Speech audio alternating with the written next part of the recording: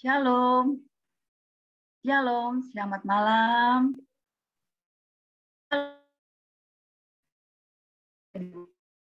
Ya, walaupun kita tidak bisa bertemu secara langsung, tapi kita bisa melihat wajahnya satu persatu. Boleh dinyalakan kameranya. Terima kasih Bapak Ibu sekalian, saudara-saudaraku. Adalah anugerah walaupun secara virtual, mengucap syukur karena kasih Allah kepada kita. Mari kita awali dengan satu lagu. Hari ini kita merasa bahagia berkumpul bersama dengan teman-teman seiman. Saya akan share lagu.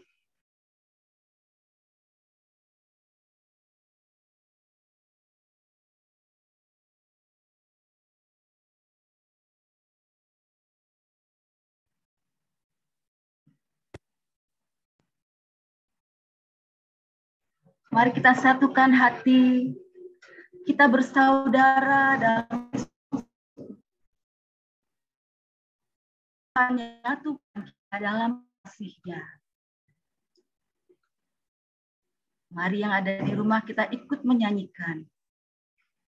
Hari ini ku rasa bahagia berkumpul bersama saudara seiman.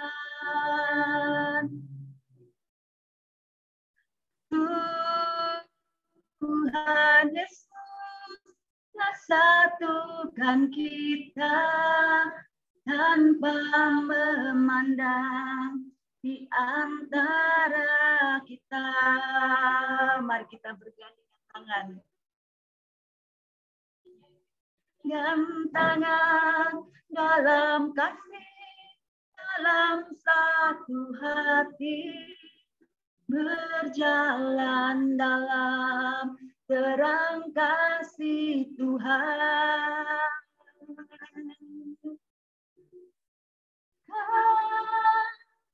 Sahabatku,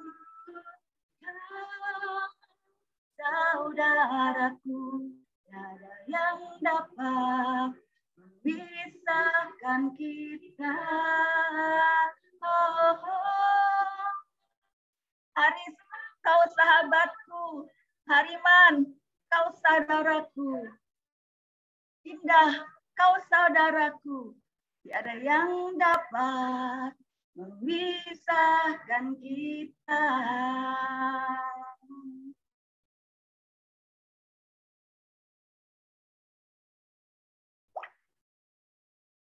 Hari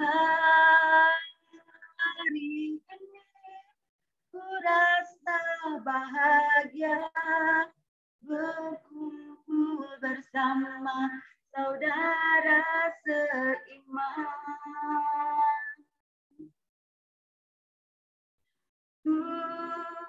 Tuhan Yesus telah satukan kita tanpa memandang di antara kita.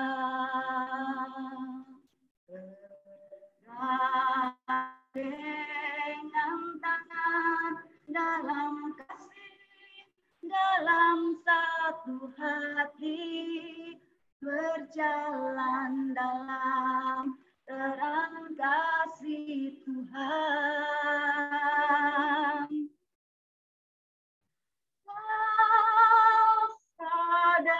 saudaraku, oh Regina, kau saudaraku, kau sahabatku, Ane. Tiada dapat memisahkan kita. Oh, oh. Kau Maria, kau sahabatku, kau saudaraku. Tiada yang dapat memisahkan kita. Tiada yang dapat memisahkan kita. Oh, tiada yang dapat memisahkan kita.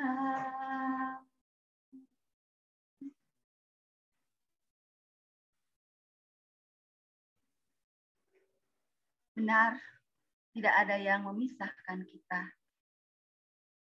Terutama tidak ada yang dapat memisahkan kita dari kasih Tuhan.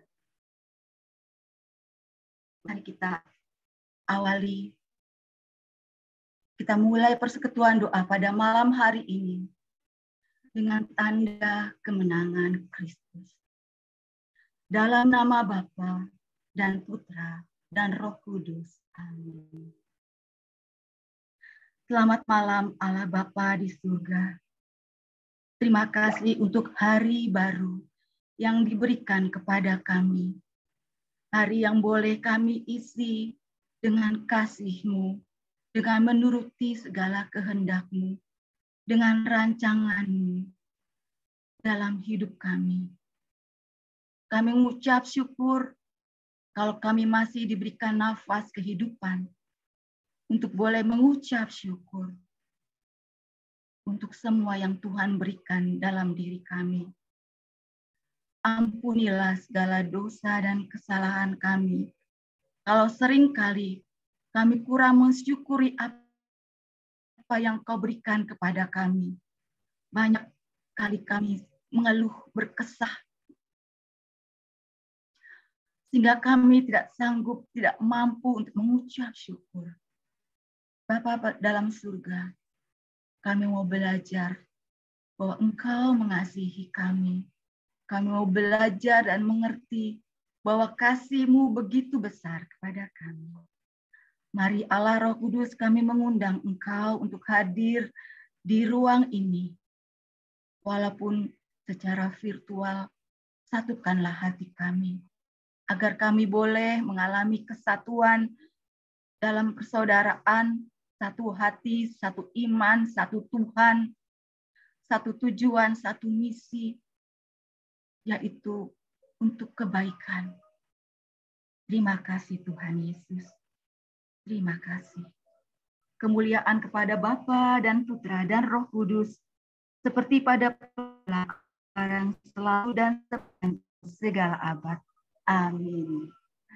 Saya ingin menyapa yang sudah hadir. Selamat malam, Ibu Iok. Saya juga tadi melihat ada Ibu Sani. Selamat malam. Selamat malam dia. Malam semuanya yang hadir. Selamat malam. Ya, Ibu Maria, selamat melayani. Mari kita lebih dalam lagi masuk ke hadirat Tuhan. Kita mau merasakan bahwa Allah itu menerima kita apa adanya. Apapun keadaan kita, fisik kita, mungkin kita seringkali menerima ejekan. Tapi kita mari belajar bahwa semua yang sudah Tuhan ciptakan itu memiliki arti dan makna. Tuhan tidak merancangkan hal yang buruk dalam hidup kita. Mari kita merasakan kasih Tuhan, kasih Bapa. Saya share lagu. Mari kita jadikan lagu ini sebagai permenungan kita bahwa Bapa begitu mengasihi kita.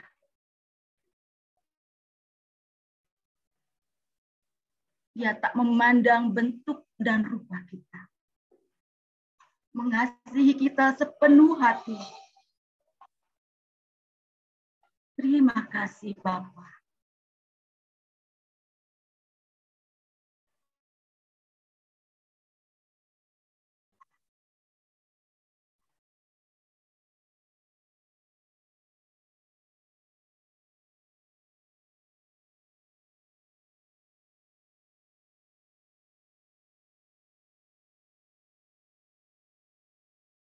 Engkau Bapa yang mengasihiku, tak kau pandang bentuk dan rupaku.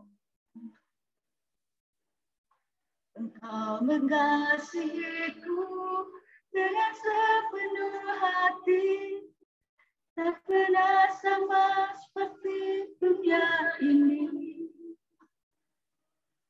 Bapa yang mengajariku,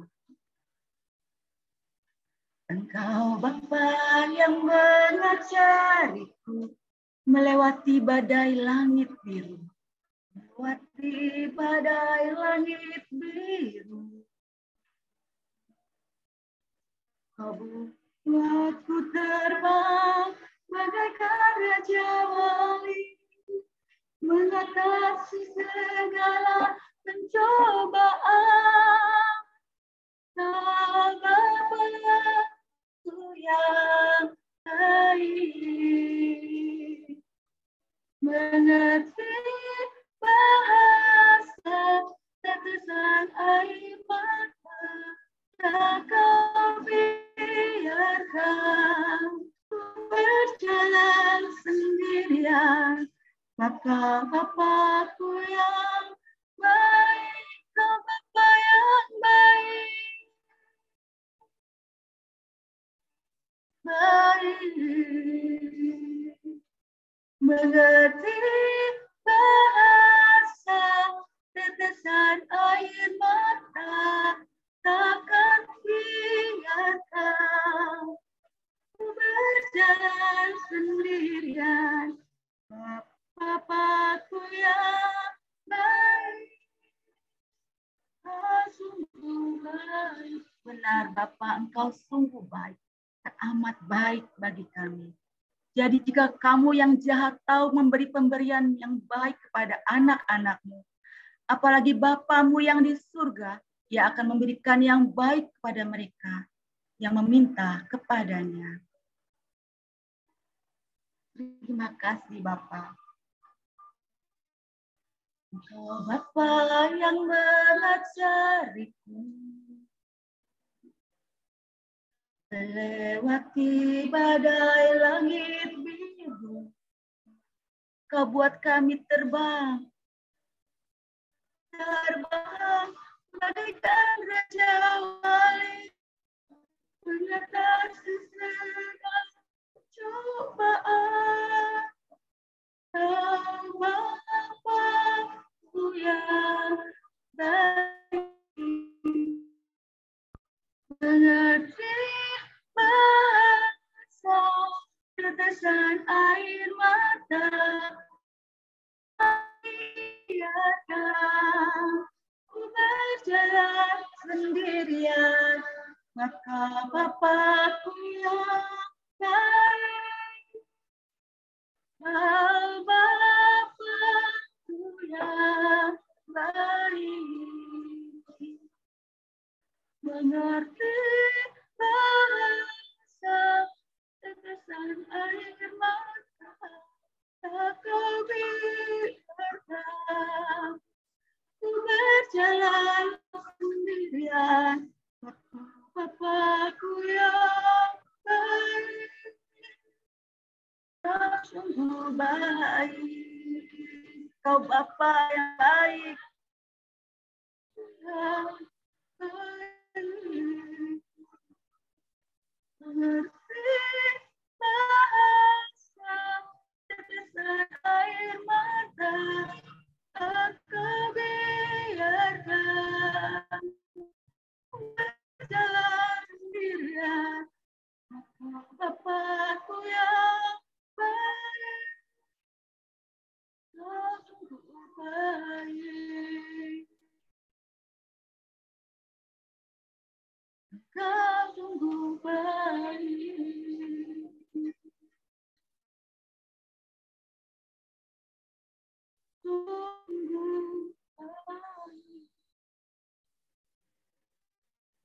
Bahkan teramat baik Bapa Engkau bagi kami. Terima kasih Bapa. Terima kasih Bapa. Biarlah kami boleh merasakan kebaikan-Mu.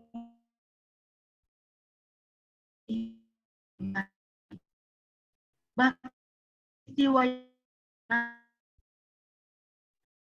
ajar kami percaya bahwa di balik semua itu Engkau merancangkan sesuatu yang baik bagi kami, agar kami kuat, agar kami terus percaya dan berpegang teguh kepadamu. Amin. Terima kasih Bapa. Tidak ada yang mustahil bagimu. Tidak ada satupun yang dapat memisahkan. Terima kasih Bapa. Ajar kami untuk terus mengucap syukur.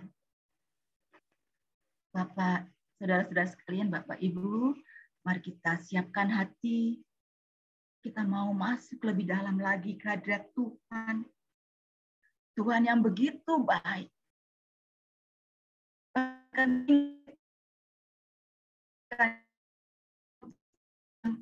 baik, kurang menyenangkan.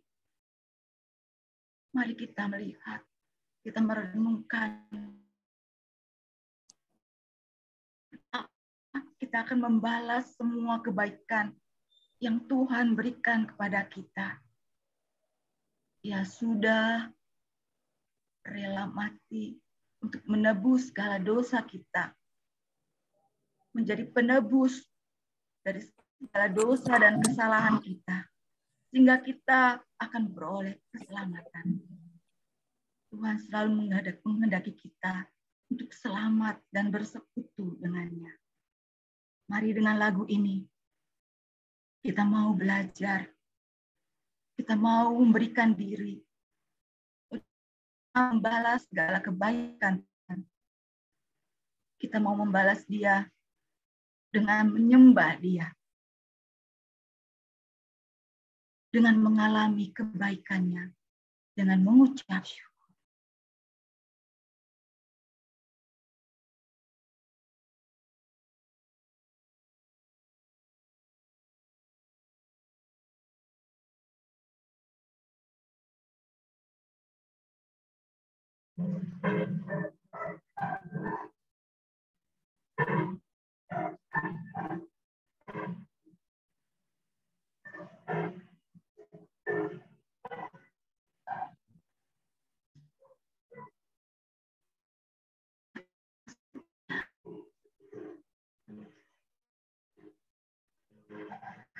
Allah ya,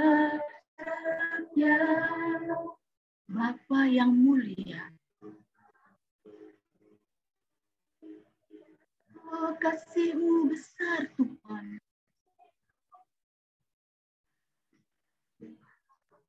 Kau pulihkan hidupku.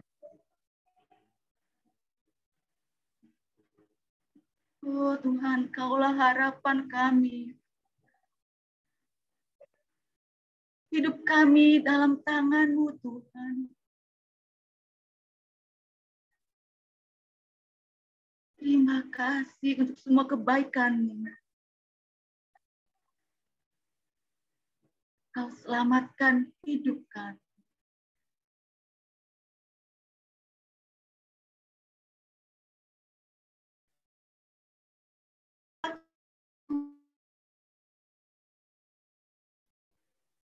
Segala kebaikan-Mu, segenap hatiku menyembah Yesus. Ku bersyukur padamu selamanya. Mari kita rasakan kasih setia Tuhan. Katakan. Harapanku, hidupku dalam-Mu,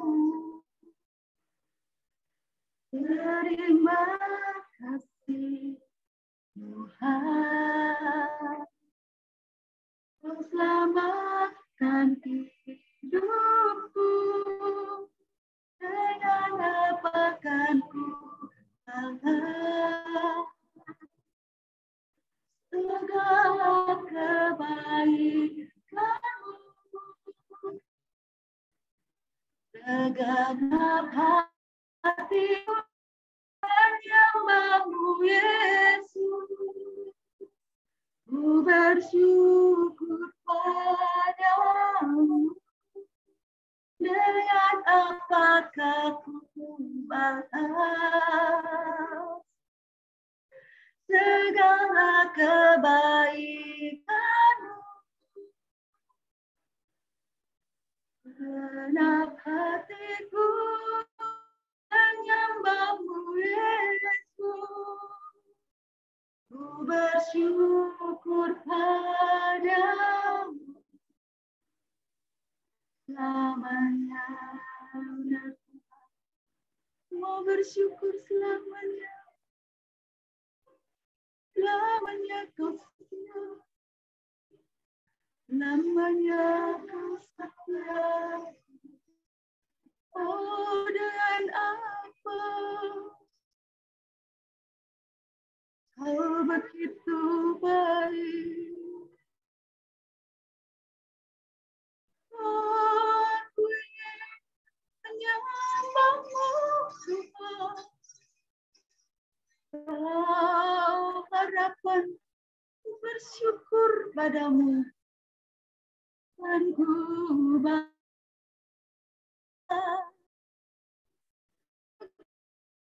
kebaikan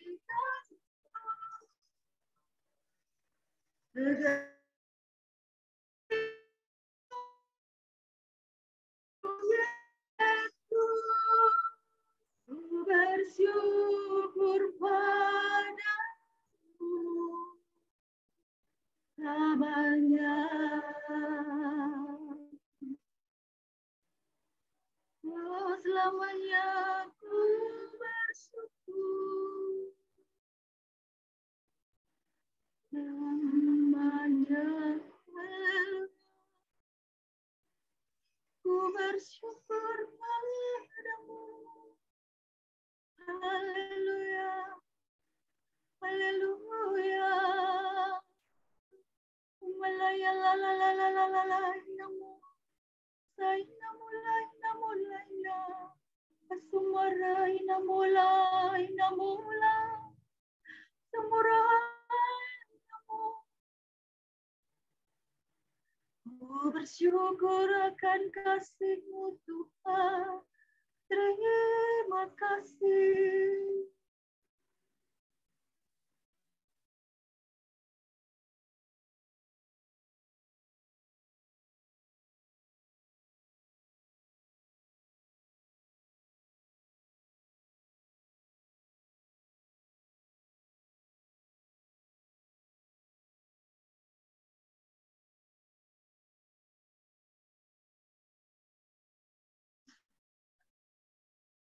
Terima kasih Allah Roh Kudus untuk kelawatan-Mu. Kami yang tidak sempurna ini, Kau lawat. Terima kasih Tuhan, Kau perbaiki hati kami hari demi hari.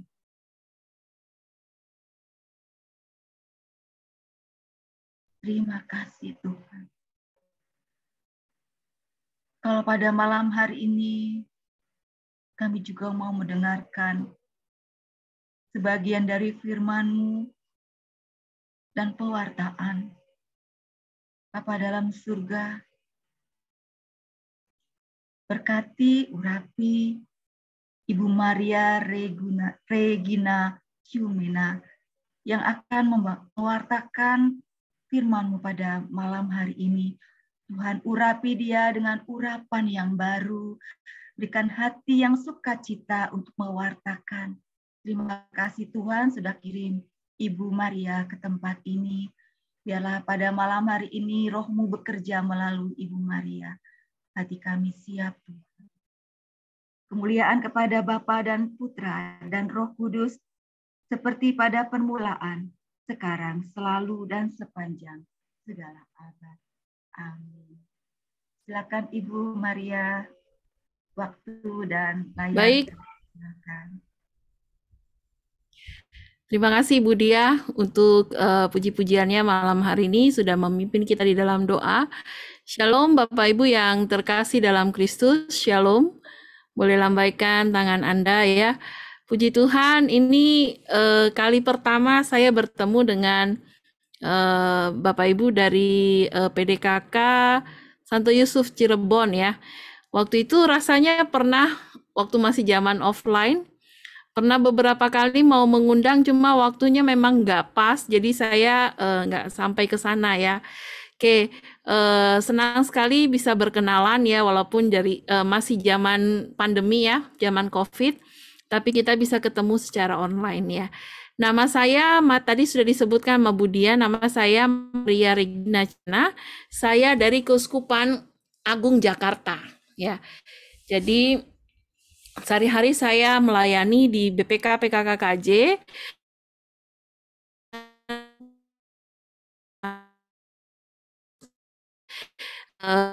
Kebetulan saya dipercayakan untuk berada di bidang pembinaan dan pengembangan PDPKK ya.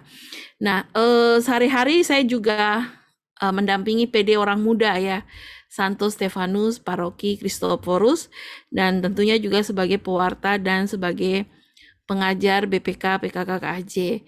Boleh panggil saya Maria ya, boleh panggil saya Maria. Baik, kalau PD Santo Yusuf ini adalah PD umum ya. PD umum ya. Oke. Tapi ada juga orang muda, saya lihat Regina Haris ini masih orang muda nih ya. Oke. Baik, biasanya timnya berapa orang kalau di PD, boleh tanya? Tim PD-nya berapa orang ya? Silakan koordinator menjawab. Koordinatornya Pak Hariman. Oh, oke. Ya, timnya berapa orang di PD?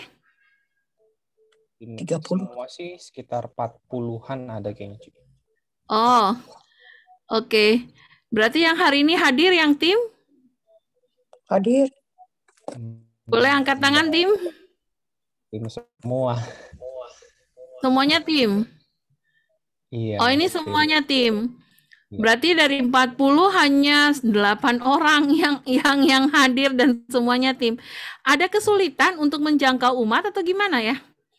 Saya rasanya tim sendiri juga sulit ya untuk bergabung ya. Iya sih, Ci. Kadang Ini kendala. kondisi ini sudah berlangsung cukup lama atau baru saja terjadi? Ya kadang pasang surut sih, Ci.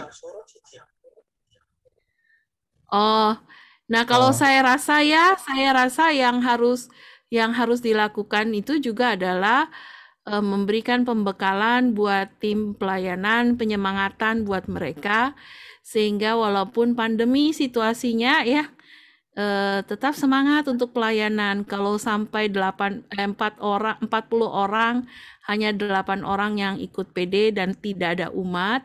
Nah, ini berarti ada sesuatu yang terjadi, ada masalah ya. Nah, sehingga di sini kita boleh cari apa problemnya, kemudian kita solve the problem ya, sehingga PD ini dapat terus untuk berjalan dengan baik ya. Begitu Pak Hariman. Jadi gini, saya di Jakarta, tugas saya adalah memberikan pembinaan tim untuk setiap PD di Keuskupan Agung Jakarta, membantu mereka untuk mengembangkan. Ya, kalau seandainya Pak Hariman nanti setelah ini mau kontak-kontak saya untuk tanya atau apa yang perlu dilakukan, silakan, monggo ya. Saya akan membantu bagaimana caranya supaya PD Santo Yusuf Cirebon ini bisa semangat kembali. Karena kalaupun bikin kegiatan yang bagus ya, kalaupun Anda panggil pembicara yang top gitu ya, tapi kalau timnya loyo, nah ini ya dampaknya akan demikian, ya akan terus begini gitu. Jadi ini harus diperbaiki dulu, kayak bangun rumah lah. Mau sebagus apa rumahnya kalau tiangnya nggak kuat, kena angin dia rubuh ya. Jadi itu yang harus dipikirkan dulu Pak Hariman ya. Sehingga pembinaan tim itu penting, pembinaan tim itu perlu, dan rekomitmen untuk tim pelayanan yang ada ini juga harus dilakukan ya. Apakah mereka masih mau terus melayani? Kalau kendalanya ada di teknologi, kan zaman sekarang harus belajar pakai Zoom, harus juga punya kuota gitu ya, sehingga bisa melakukan online. Itu sesuatu yang mudah ya, bisa diajarkan ya, bisa dikasih kuota itu ya. Tapi kalau dari hati yang udah nggak mau, nah ini yang sulit. Jadi nanti itu bisa itu harus dilakukan ya, karena di Jakarta awal-awal pandemi pun demikian terjadi dengan beberapa PD. Namun kami dekati, kami motivasi ya, kami kasih semangat, dan akhirnya mereka bisa berjalan ya, dan bahkan semakin lebih baik. Bahkan biasanya para lansia yang problem dengan teknologi ya. Tapi di sini saya lihat ada Ibu Sani. Ibu Sani kalau boleh tahu umur berapa ya?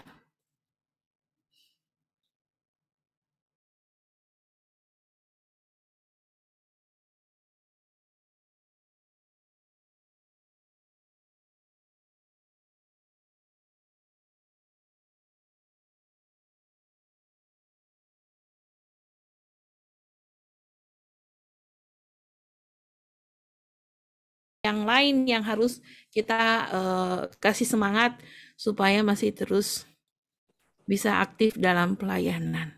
Oke, itu sesuatu yang nanti kita bicarakan lebih lanjut ya. Sekarang kita bicara mengenai gambar diri Kristiani. Karena saya lihat tema bulan Maret ini adalah mengenai pemulihan gambar diri ya. Kemarin saya dihubungin sama Anne ini Viani ya. Viane ini ya. Oke. Nah, itu kemudian saya dikasih tema mengenai gambar diri Kristiani, berbicara mengenai pendahuluannya dan berbicara juga mengenai asal-usul gambar diri itu. Ya. Mudah-mudahan apa yang saya berikan ini dapat bermanfaat Ibu semua dan teman-teman ya. Karena tema ini berkelanjutan, tapi minggu-minggu selanjutnya pun Anda harus tetap ikut mengalami penyembuhan berdiri. Oke, izinkan saya share materinya.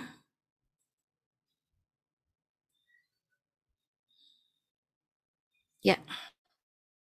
Untuk saya gambar diri Kristiani ya.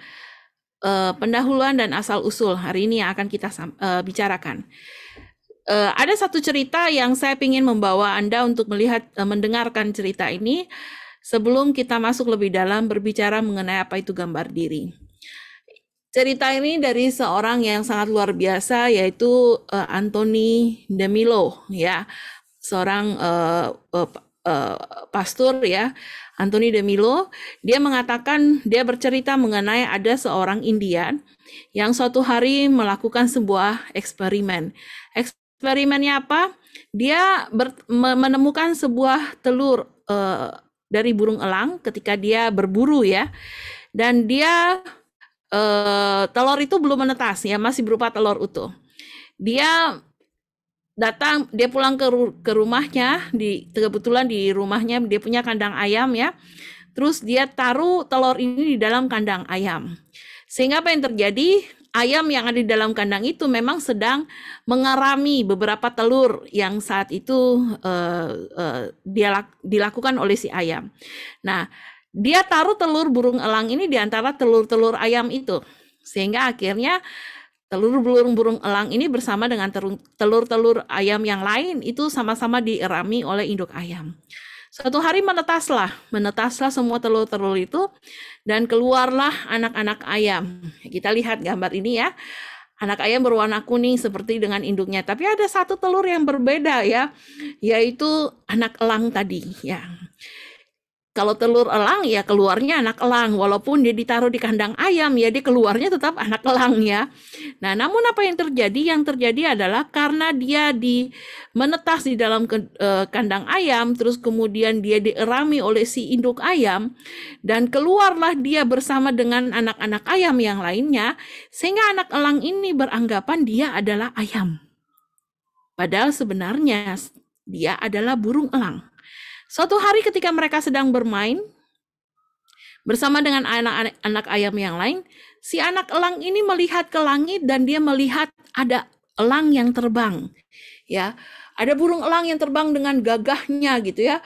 Dengan sayap yang tidak bergerak, dengan sayap yang terbentang begitu besar. Anak elang ini terkagum-kagum dengan burung elang yang terbang itu. Terus dia bertanya kepada saudara-saudaranya si anak ayam gitu ya. Itu apa? Terus mereka mengatakan bahwa oh itu adalah elang, dia adalah penghuni udara. Sedangkan kita ini adalah ayam dan kita adalah penghuni daratan ya. Dan akhirnya apa yang terjadi?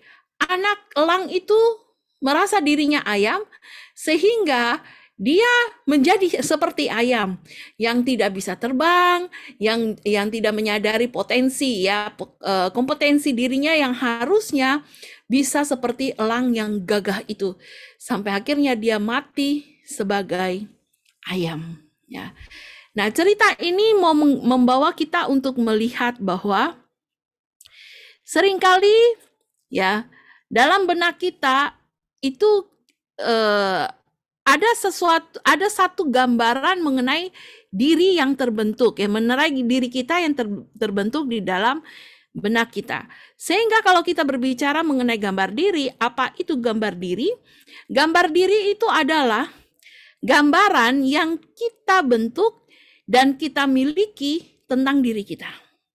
Ya, gambaran yang kita bentuk dan kita miliki tentang diri kita. Ya, gambaran itu bisa meliputi apa saja, banyak. Gambaran itu bisa meliputi watak atau perilaku, meliputi kepribadian, meliputi kelebihan atau kekurangan, meliputi status sosial, bentuk fisik, kondisi ekonomi, intelektual, dan latar belakang. Ya. Nah, ini semua adalah gambaran yang terbentuk di dalam benak kita mengenai diri kita. Nah, apa hubungannya dengan cerita anak elang tadi ya?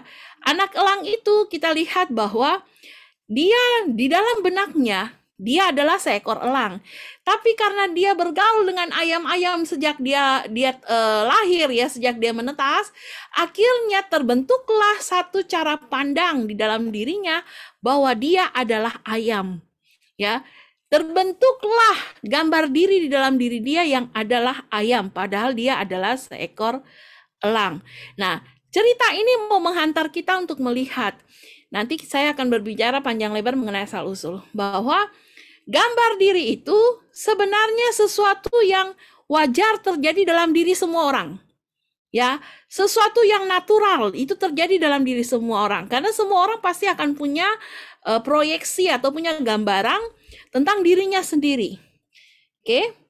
Nah, namun ya gambar ini yang tadi saya sudah katakan ya, setiap orang punya hak untuk memproyeksi atau menggambarkan tentang dirinya sendiri. Semua itu bersifat natural ya. Ya, meliputi bagaimana kepribadiannya, bagaimana wataknya, kemampuan dan kekurangan serta kelebihan yang ada dalam dirinya. Ini adalah sesuatu natural. Semua orang mempunyai gambar diri ya. Tapi akan menjadi problem, menjadi masalah kalau gambar diri yang terbentuk itu bersifat subjektif, artinya tidak sesuai dengan kenyataan yang sesungguhnya. Ya, tidak sesuai dengan kenyataan yang sesungguhnya. Salah satu contoh tadi cerita mengenai anak elang. Kalau dia merasa dirinya, akhirnya terbentuk bahwa dia adalah ayam. Dia nggak punya potensi untuk sebagai elang. Artinya dia hanya ayam yang hidup di darat, yang terima nasib nggak bisa terbang, yang siap untuk ditangkap dan dibunuh oleh manusia. Padahal dia punya potensi yang luar biasa yang harusnya dia sebagai elang bisa terbang tinggi, menjadi penguasa di udara, ya. Dan burung elang itu adalah seekor burung yang sangat dikagumi, ya. Terus dia punya daya tahan yang kuat, dia bisa terbang menembus badai, ya, yang luar biasa. Nah, karena dia punya proyeksi, ya, yang seperti itu yang terbentuk dalam benaknya, dalam dirinya, yang tidak sesuai kenyataan, berarti anak elang ini punya masalah dengan gambar diri. Ya, itu yang terjadi.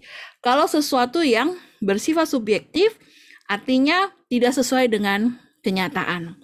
Nah, hal ini bisa terjadi dalam diri kita, karena apa? Karena pembentukan itu melalui beberapa tahap. Yang pertama, manusia sendiri punya gambar diri, ya.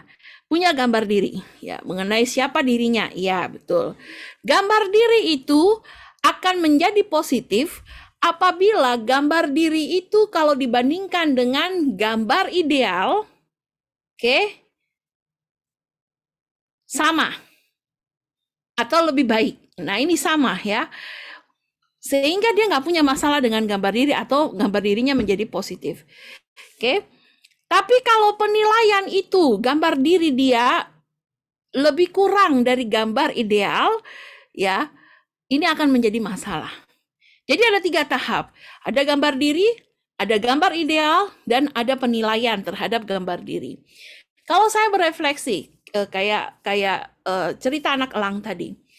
Dia punya gambar diri, yaitu sebagai anak ayam, ya. Terus dia punya gambar ideal, harusnya saya sebagai elang itu, ya, yang bisa terbang tinggi, yang gagah, ya, yang luar biasa, dia terkagum-kagum. Tapi ketika dia mengadakan evaluasi dengan diri dia, oh, saya ini hanya ayam, saya nggak bisa seperti elang itu, ya. Artinya anak elang itu akhirnya mempunyai gambar diri yang negatif dengan dirinya. Padahal sebenarnya dia punya potensi yang bisa dia gali, yang bisa lebih baik. Tapi karena dia sudah didoktrin sebagai anak ayam, gitu, ya, yang tidak bisa apa-apa, yang harus terima nasib untuk siap sedia untuk selalu ditangkap manusia dan dibunuh, maka jadilah dia anak ayam sampai pada dia mati dan dia tidak menyadari potensinya. Dan inilah gambar diri negatif, ya. Nah, ini dia yang tadi saya katakan, gambar diri atau self image itu kalau dibandingkan dengan gambar ideal, dia kurang, ya, tidak sama dengan gambar ideal, oke. Plus minus, ya, dia tidak sama dengan gambar ideal, maka hasilnya akan mendatangkan ketidakpuasan. Sehingga akan punya gambar diri. Nah, kalau gambar diri ini kalau dibandingkan dengan gambar ideal sama, oke, biasanya orang akan puas. Sehingga dia tidak punya masalah dengan gambar diri yang negatif. Dan gambar ideal kalau dibandingkan dengan gambar diri kalau dibandingkan dengan gambar ideal, ini sangat jauh, artinya kurang jauh, ya, maka dia akan punya masalah dengan gambar diri. Ya, saya akan cerita deh, ya. Nah, waktu kecil, ya, setiap tidak lahir dengan gambar diri tertentu. Gambar diri itu akan terbentuk di dalam pikiran kita, di dalam batin kita, di dalam benak kita, karena faktor yang pertama yang mempengaruhi itu adalah faktor keluarga, ya, faktor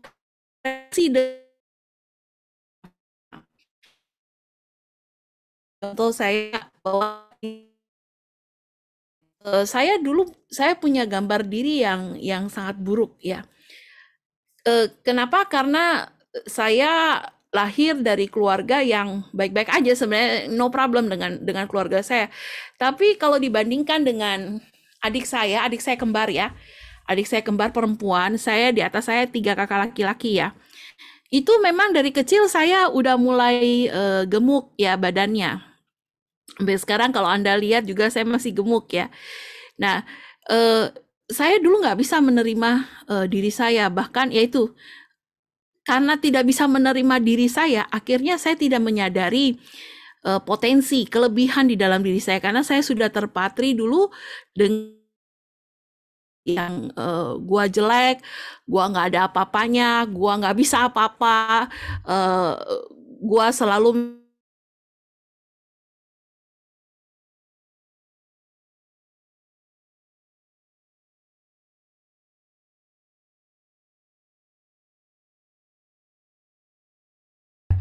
termasuk karena saya gemuk ya, jadi saya kemana-mana bukan hanya dalam keluarga tapi di sekolah ataupun dengan tetangga gitu ya, selalu dibully dengan perkataan ya. Salah satu itu adalah dijulukin dengan kata babi gitu ya.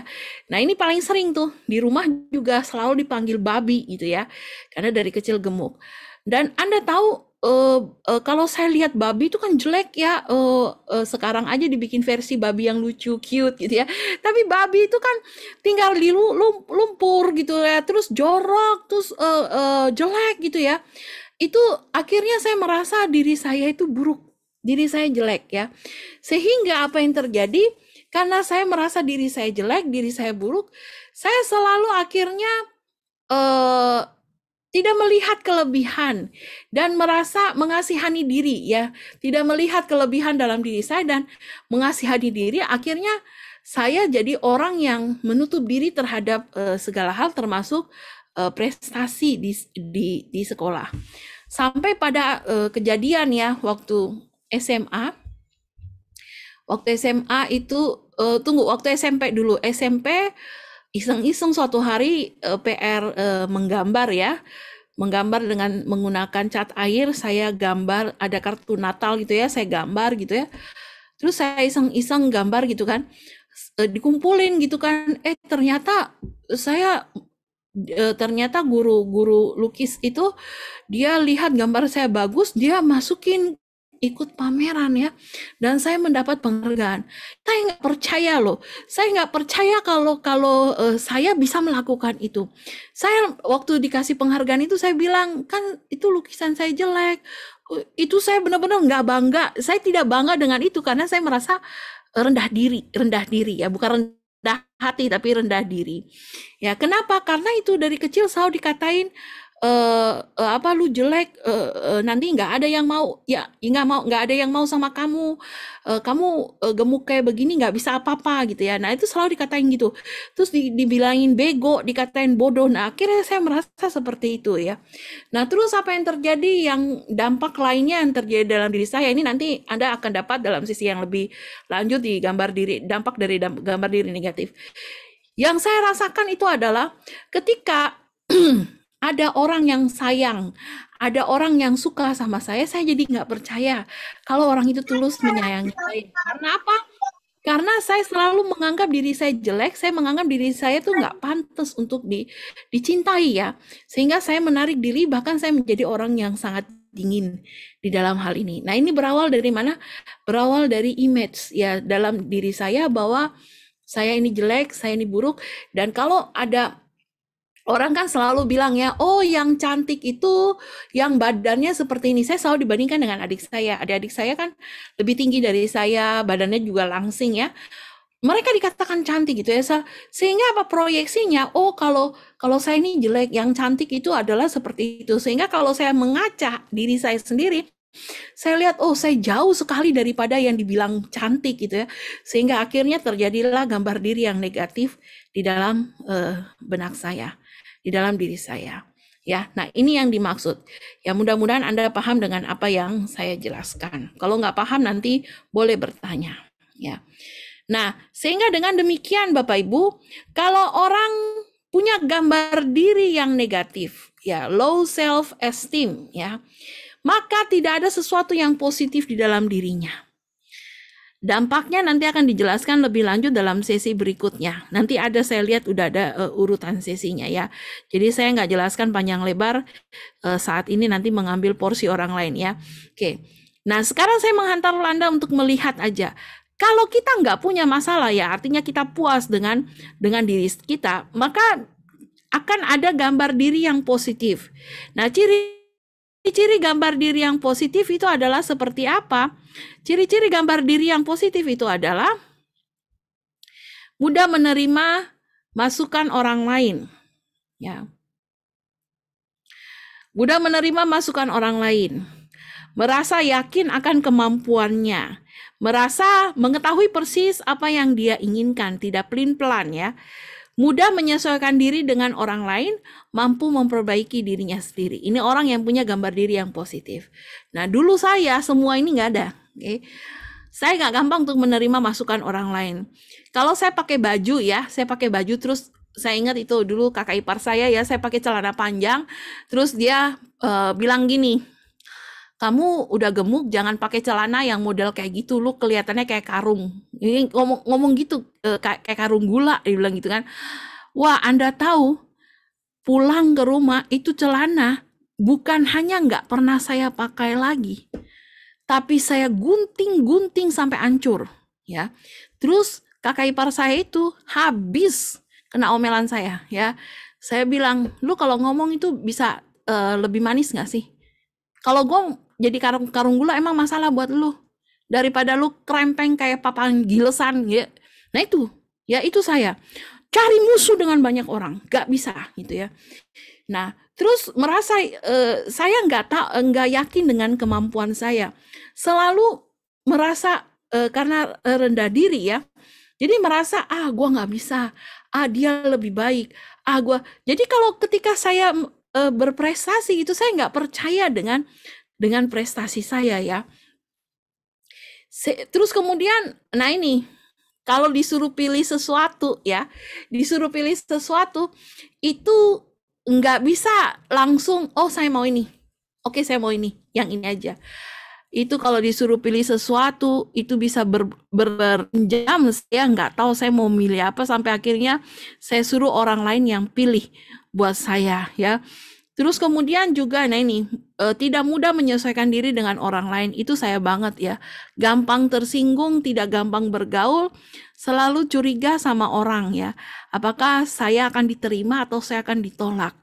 Kemudian juga, nah, tidak punya kemampuan untuk memperbaiki diri sendiri. Saya butuh bantuan orang lain, butuh bantuan teman-teman komunitas ya, yang membantu saya untuk dapat untuk membenahi diri saya. Oke, nah itu kebalikan dari gambar diri yang positif. Kalau kita punya gambar diri yang positif, maka ini ciri-cirinya. Nah sekarang kita lihat faktor apa sih yang mempengaruhi pembentukan gambar diri. Yang mempengaruhi pembentukan gambar diri, sudah pasti itu adalah hubungan. Yang pertama, hubungan dengan sesama. Baik itu dengan orang tua, dengan teman, dengan saudara, dengan masyarakat. Apakah kita merasa kita dicintai? Apakah kita merasa diterima? Atau dihargai atau menerima pujian? Kalau kita tidak mengalami itu di dalam kehidupan kita, maka kita akan punya masalah dengan gambar diri.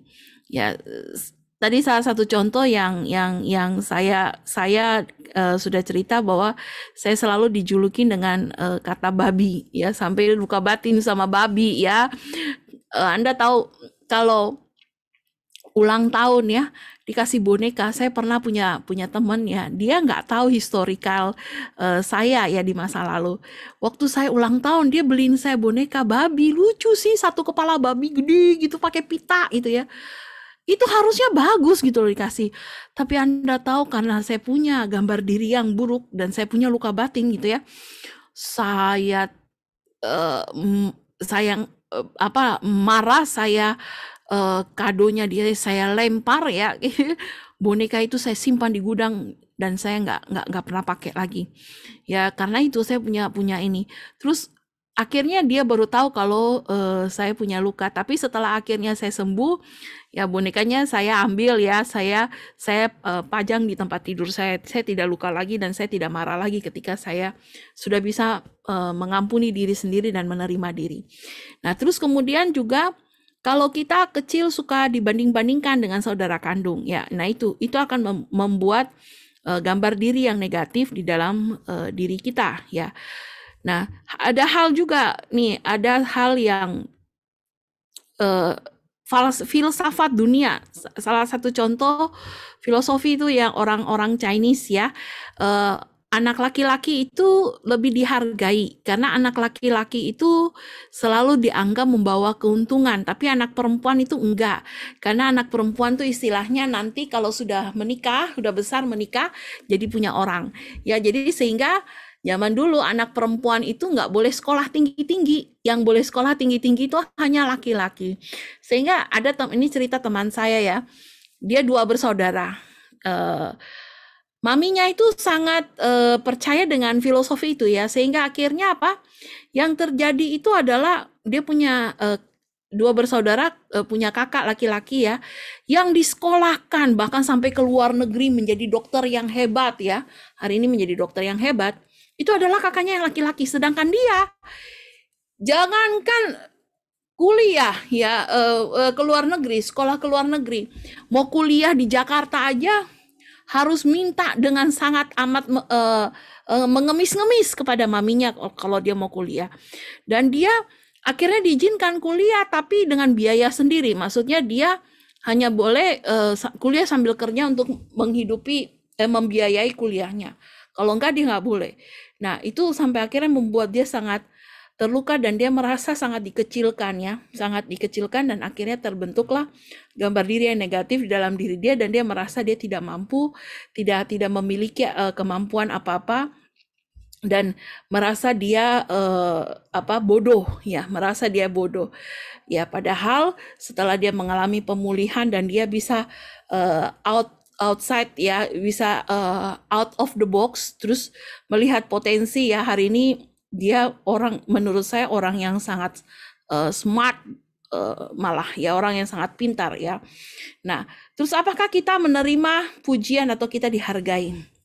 Bapak Ibu, saya punya pengalaman ya dulu waktu kecil ya. Setelah saya ikut pemulihan gambar diri pada saat dewasa, saya baru ngerti kalau itu gambar diri yang buruk. Dulu waktu kecil ya, saya pernah mengalami satu peristiwa, ini saya ingat SD kelas 2 ya. Satu peristiwa di mana saya terkencing-kencing celana di sekolah ya. Karena hanya gara-gara nama saya dipanggil oleh ibu guru. Jadi wali kelas saya, bu guru ya, dia bilang begini, ini saatnya terima rapot, dia bilang begini, yang ibu panggil namanya berikut ini, jangan keluar dari kelas, tinggal di kelas. Nanti orang tua kalian sudah ibu hubungin, nanti orang tuanya masuk ke dalam kelas. Itu saya kira ya saya tuh membuat kenakalan apa gitu ya, membuat sesuatu yang akhirnya membuat saya akan dihukum gitu ya. Nama saya disebut, ketika nama saya disebut, wah saya nangis sampai kencing-kencing celana di dalam kelas gitu ya. Nah, ternyata Anda tahu apa yang terjadi? Saya ranking 3. Saya ranking 3. Tapi sebelum ranking itu diumumkan, saya udah buruk dulu pikirannya. Nah, itu berawal dari mana? Berawal dari guru yang sama pernah mempermalukan saya di depan kelas ya.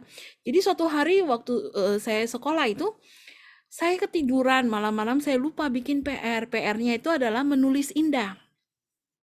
Terus kemudian besok paginya saya ke sekolah, baru ingat kalau ada PR gitu ya. Terus ibu guru bilang begini, yang ibu panggil, ayo semua murid, semua anak-anak ayo baris, bawa bukunya, kasih lihat PR-nya ke ibu, nanti ibu mau koreksi gitu. Nah, apa yang terjadi ketika itu saya baru ingat kok ada PR saya belum buat ya. Terus saya ambil bukunya, saya buka bukunya, ternyata sudah dibuatin sama mama. Mami saya udah buatin PR itu ya, menulis indah. Ya kan, tapi tulisan anak kecil dengan tulisan orang besar tentunya beda ya. Sehingga saya dengan bangganya, oh PR-nya udah ada kok ya. Nah itu saya bawa ke depan ya. Saya bawa ke depan. Begitu sampai di meja itu bu guru, dia lihat tulisannya dan dia tahu itu bukan tulisan saya. Dia sobek itu buku, dia pukulin saya di depan kelas dan mempermalukan saya di depan teman-teman.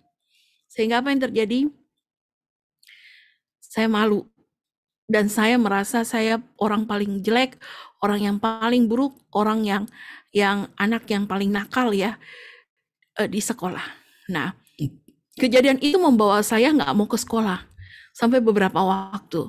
Sampai akhirnya saya pulih, saya mau kembali ke sekolah, tapi ya itu, ketika mau terima rapot, ya, dia panggil nama saya untuk tinggal tetap di kelas. Saya sebenarnya ranking 3, tapi karena saya punya trauma dengan hal itu, saya pikir saya mau gitu ya. Sehingga saya nangis sampai terkencing-kencing celana. Nah, setelah dewasa saya ikut self-image ya, penyembuhan gambar diri. Saya ingat-ingat peristiwa itu, saya baru tahu kalau itu ternyata saya punya gambar diri yang buruk. Nah, dampaknya sampai pada dewasa, akhirnya karena punya gambar diri yang buruk, ya saya tampil perfeksionis. Menjadi orang yang sangat perfeksionis ya. Nggak boleh ada cacat celah, sehingga kalau ada sedikit yang kurang, yang orang ya itu tidak bisa menerima masukan kritik dalam buat saya, ya itu rasanya kiamat. Kayak saudara saya tadi itu yang kritik. Wah, itu benar-benar rasanya saya nggak bisa terima hal itu ya. Nah, ini karena saya punya masalah dengan gambar diri. Ada satu lagi ya, yang namanya perempuan kan seling ini loh, alisan. Pakai alis gitu ya kalau mau make up gitu ya. Dulu saya nggak bisa keluar rumah loh kalau saya nggak make up dulu ya, nggak pakai alis itu. Walaupun ke depan ketemu tukang ojol gitu ya, itu nggak bisa, harus ini dulu. Sehingga ribet banget, setiap hari begitu bangun pagi, begitu sikat gigi, cuci muka, dan mandi, yang saya harus lakukan itu adalah make up dulu. Dan sepanjang hari itu muka tuh full dengan make up. Rasanya kalau nggak ada make up itu rasanya kurang, ada sesuatu yang kurang. Rasanya nggak percaya diri. Nah, setelah saya mengikuti penyembuhan luka batin, ternyata saya baru tahu kalau itu adalah salah satu problem kalau kita punya gambar diri yang negatif. Kita ingin tampil berlebihan ya. Nah, ini Anda boleh menggali bagaimana dengan diri Anda. Nah, faktor juga yang membentuk gambar diri dalam kehidupan kita adalah selain punya masalah hubungan dengan sesama ya. Oke. Juga hubungan dengan Tuhan. Hubungan dengan Tuhan. Nah, kok bisa hubungan dengan Tuhan menimbulkan masalah gambar diri? Asal usulnya terjadi masalah gambar diri, ya. Saya punya teman ya, ada satu teman saya suka menceritakan kisah hidup dia karena saat ini dia sudah keluar sebagai pemenang ya. Sebentar lagi dia akan ditabiskan menjadi seorang romo. Oke. Nah, dulu waktu awal-awal saya kenal anak ini ya, dia orang yang sangat pendiam, tapi orang yang sangat helpful ya. Dia datang ke PD lebih awal, tapi pulang juga paling cepat gitu ya. Anda bayangkan saya itu dulu kos ya, saya tinggal di kos dulu, dia kos deket saya, hanya beda 4 rumah gitu ya. Tiap kali mau pulang cari dia, mau ngajak pulang bareng gitu, orangnya udah nggak ada, udah ngilang gitu ya. Tapi kalau datang PD paling awal, suka membantu beres-beres semua di PD. Nah, terus kemudian kita suka julukin dia Casper, karena itu loh, Casper itu kan kisah cerita hantu anak kecil itu ya. Karena itu Toto hilang gitu ya. Nah, suatu hari kami pergi jalan-jalan ke puncak ceritanya. Sewa satu villa, terus kami beberapa orang dari teman-teman PD, sewa satu villa, terus kami refreshing di situ ya. Nah, malam-malam teman-teman tuh bangunin saya. Cimaria,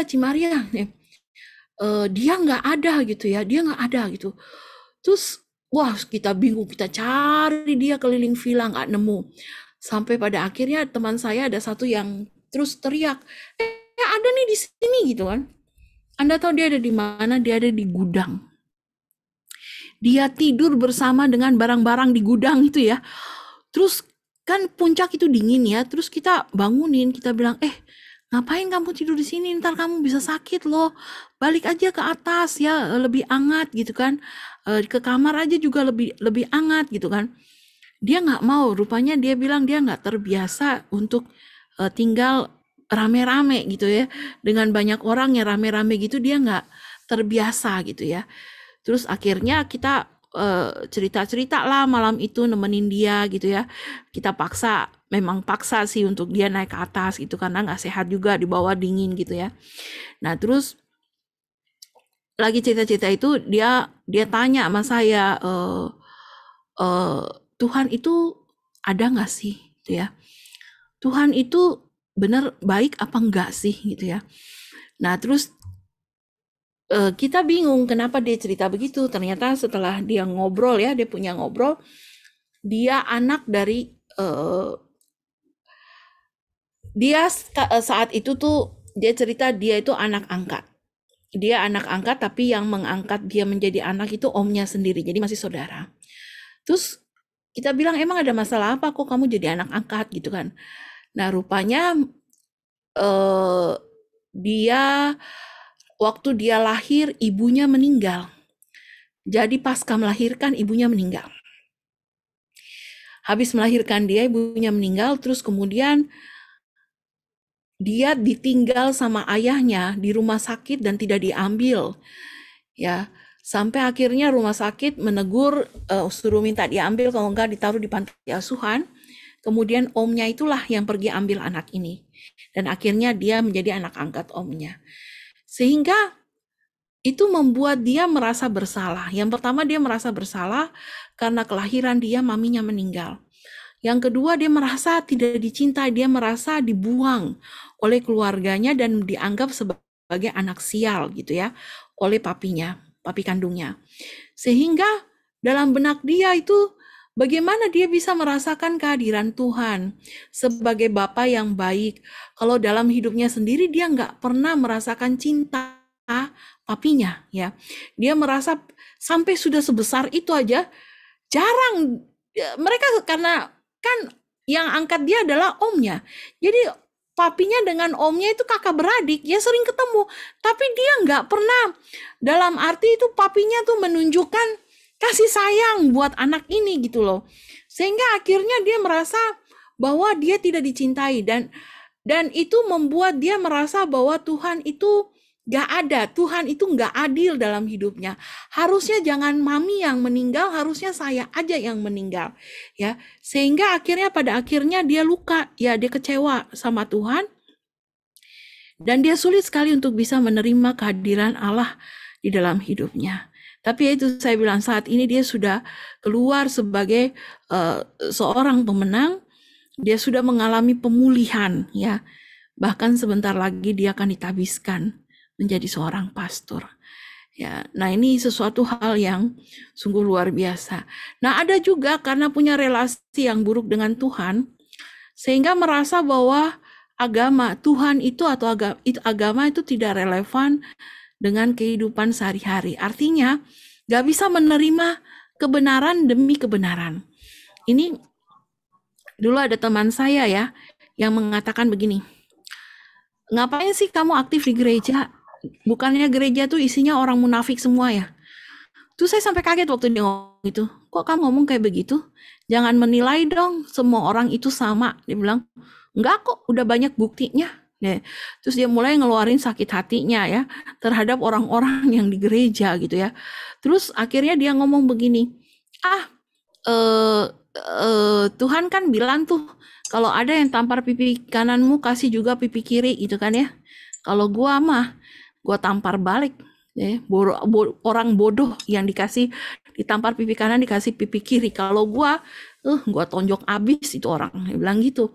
Nah ini ya, terus mau di khotbahin seperti apapun, mau dikasih kebenaran seperti apapun, dia akan melawan. Dia akan terus melawan. Ya ini punya problem, punya luka, punya masalah dengan gambar diri ya. Dan memang kelihatan sekali ya kalau dia punya masalah dengan gambar diri, bukan hanya menghindar dari untuk datang ke gereja dengan Tuhan, tapi relasi akhirnya berdampak kepada relasi dengan orang lain di kantor juga ya, selalu punya masalah. Anda bayangkan satu perusahaan semuanya sebel sama dia, itu masalahnya di dia atau masalahnya di orang lain gitu kan ya. Nah ini, terus sering mempersulit orang lain supaya dia kelihatan hebat.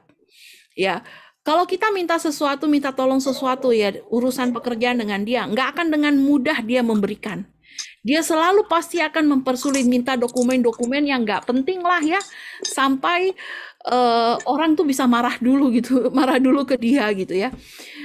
Saya punya cerita, ada Suatu hari ada seseorang yang mau klaim pemakaian bensin ya, karena dia menggunakan mobil kantor, terus kemudian dia pergi dinas keluar kota, mendadak ya disuruh, terus kemudian dia hanya via telepon lapor ke HRD gitu kan. Terus sama yang terima telepon, oh ya Pak, jangan lupa bon-bonnya dikasih gitu kan. Anda tahu ketika dia pulang dia sudah urus semua itu bon-bon dan sudah lengkap gitu ya, tinggal klaim ke HRD. Tapi begitu sampai itu aja udah urusannya hampir seminggu gitu ya.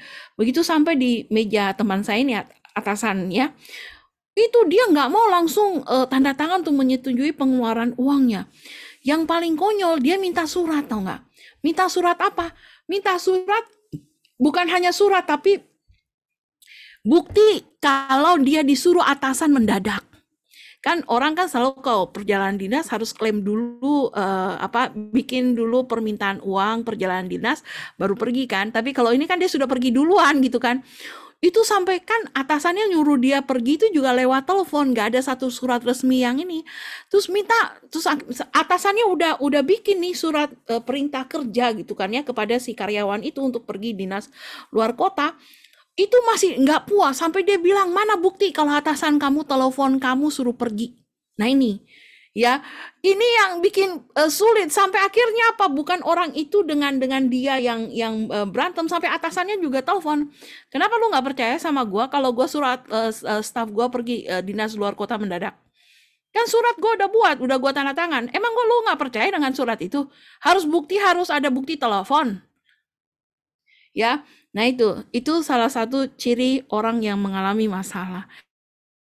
Dia berbuat seperti itu supaya menutupi sebenarnya, padahal dia punya kekurangan yang dia nggak mau dilihat oleh orang lain ya, tidak mau kelihatan lembek. Nah ada orang-orang yang kelihatannya seperti itu ya, tapi dibalik itu problemnya adalah dengan masalah gambar diri ya. Nah ini sumber awal dari gambar diri yang negatif, itu relasi dengan sesama dan juga bisa hubungan dengan Tuhan. Oke, kembali kepada orang yang tadi yang saya bilang merasa agama itu tidak relevan dengan kehidupan sehari-hari.